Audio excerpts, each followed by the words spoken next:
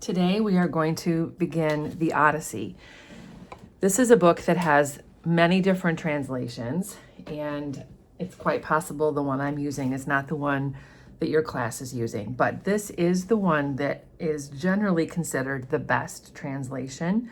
The reason is that it is highly readable. It really does sort of carry you along as a reader in sort of a rolling way through this story. It will discuss a little bit about the meter and the various ways that it has been written over time. I just want to point out that the introduction, which is what we're going to talk about first, is very long. And my guess is that your teacher will not have you read the entire 60 pages. But if they do, I'm only going to touch on a few things here today because I don't want to take up an entire 3 videos trying to talk about this. If you feel like there needs to be a more sort of thorough discussion of the introduction, I could certainly do a separate video, or we could create sort of a separate chat room to discuss what's going on here. But I want to just make sure that you understand some of the history about this story and the various kind of conflicting opinions about when and how it was written and who wrote it. Obviously, it says it's by Homer, so we're going to accept that as the truth, but there have been some people over time that have questioned who actually wrote this. But right at the beginning, it says that the word Odyssey means a series of adventurous journeys marked by changes of fortune, which would be sort of translated to challenges, things that are going wrong. And so the main character in this story is Odysseus. So that clearly connects us to a hero's journey.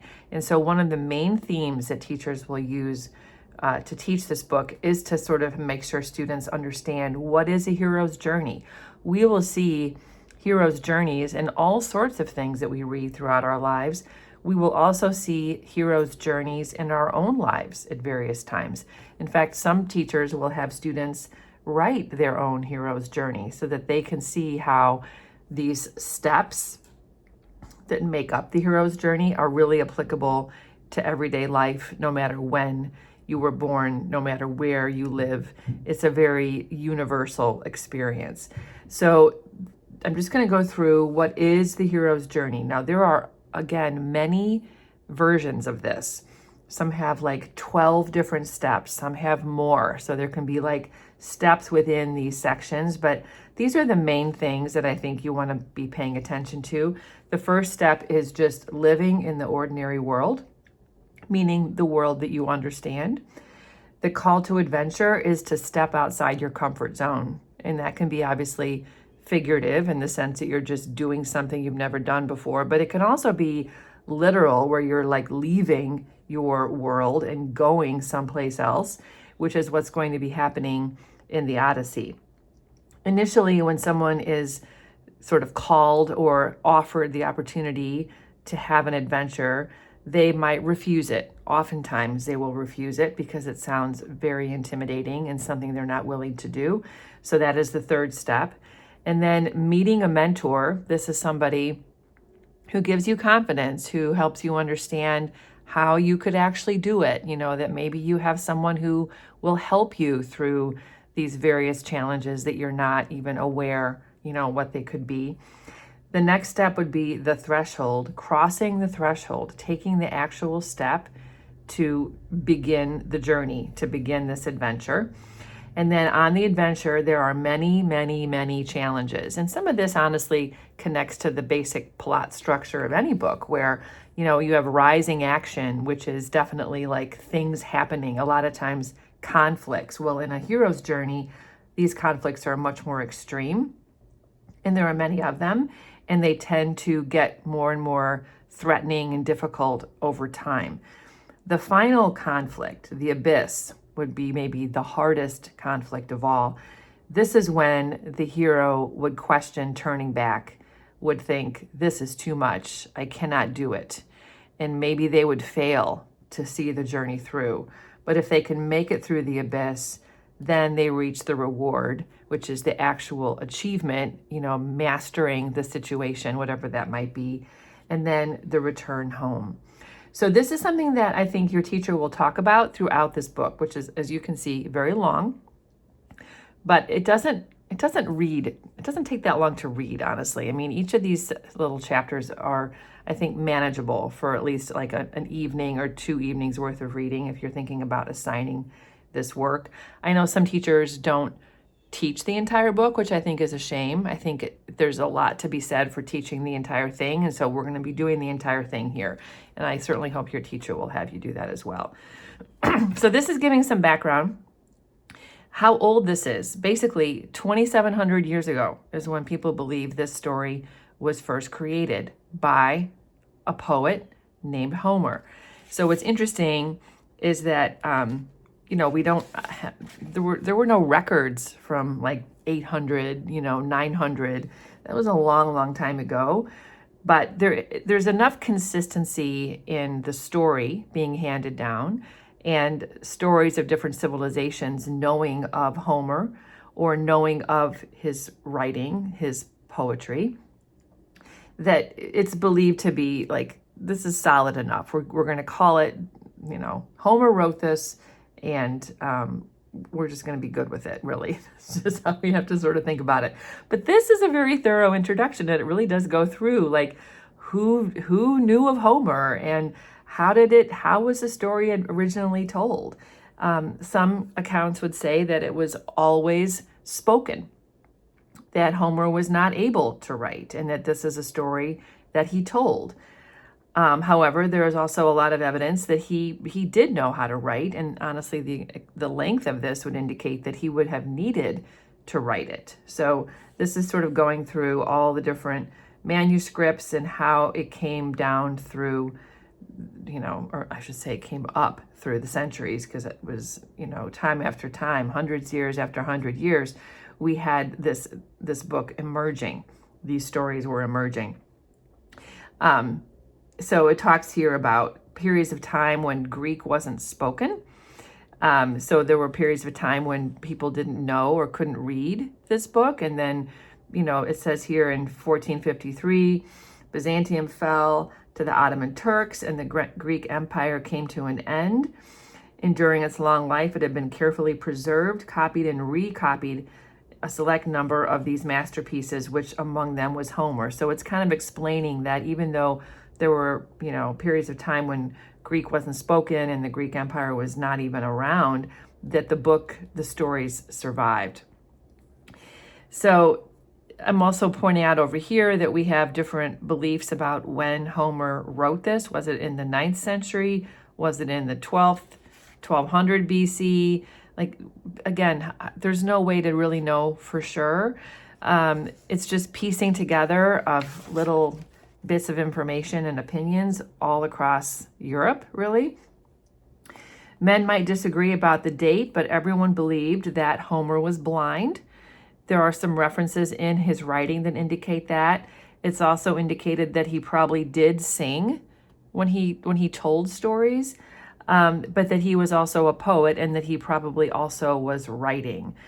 However, on the other hand, some people say that people back during the Trojan War didn't know how to write, and that everything was basically passed along through memory and not written down until much later. So you can just see here, the theme here is that there's no certainty about it. There is conflict. Various scholars have different opinions. So I think that's the main takeaway, is that, like, we don't know a whole lot about where this came from, but this story lives on, as does the Iliad, which is the story that comes before the Odyssey. And so the fact that we're still reading this today and that it has such relevancy in 2026, which is when I'm recording this, is phenomenal. It's just amazing. It was not until the 18th century that the possibility of Homeric illiteracy was once again proposed. So people are seesawing back and forth. I also made a note here that there are different alphabets. So people, even throughout Greek times, were writing in different types of there's a Phoenician alphabet, and there's very different kinds of alphabets. So you have to have all these people that can translate it over the centuries, which, can dilute or change understanding. Then it comes back in the 18th century, this would be like in the 1700s, that it was definitely something that was spoken only, that there were short ballad-like poems which were preserved by memory, and that later somebody took those shorter poems and created this story. I don't necessarily think it matters all that much. Again, it just is to reinforce the fact that there is conflict and uncertainty, but the story itself is relevant, and that's what's impressive about this. Some schools will read the Iliad and not read the Odyssey. It seems like schools tend to choose one or the other. The Iliad, which is the story that comes before the Odyssey, is only confined to Troy and the Trojan War, and it lasts over just a few weeks, where the Odyssey encompasses 10 years, and this is what happens after the Trojan War.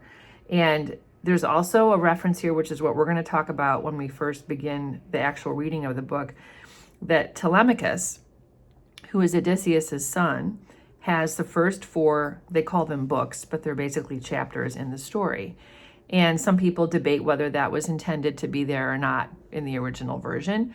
But I think it's important because it actually is introducing us right up front to the hero's journey. Odysseus has his own hero's journey, and his son Telemachus also has a hero's journey. And we're going to see him, being called to adventure and needing a mentor and eventually crossing the threshold. So those initial steps we're going to read about in the beginning. So I'm just going to jump through here a little bit. I just want to point out we have a section in the introduction about the language of Homer, and this is the fact that it was written in verse. So when we talk about something being a poem, it's not like a little rhyming poem necessarily, but in some cases there was rhyme. The most important thing is that it was written originally in hexameter, which is a six metric units per line.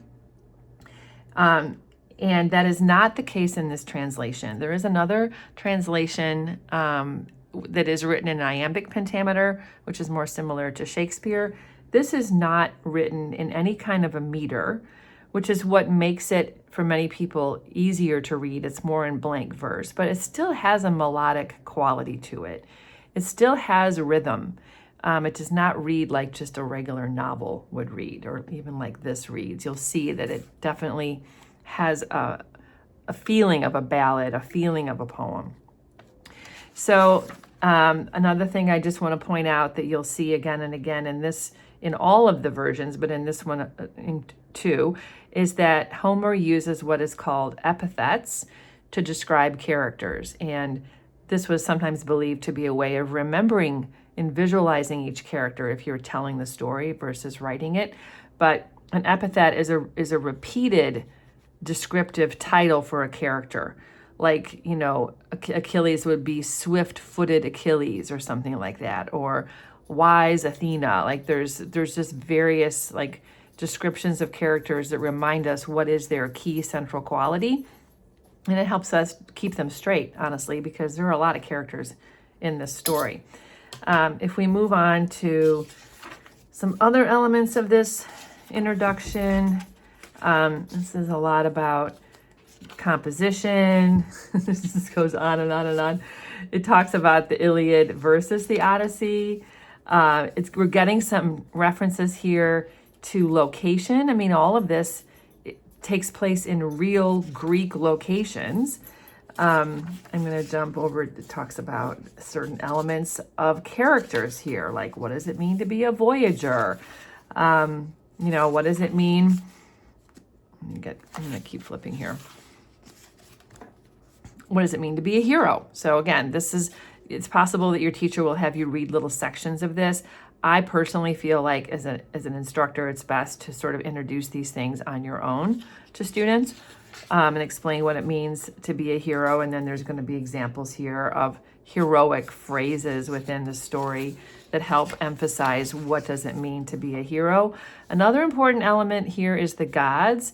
And this kind of comes back to that question of fate versus free will. This is another theme in this book. that is really worth discussing. I think there's a lot of examples where people in the story of Telemachus, right in the beginning, honestly, questions, how much is he responsible for and how much is he just cursed by the gods?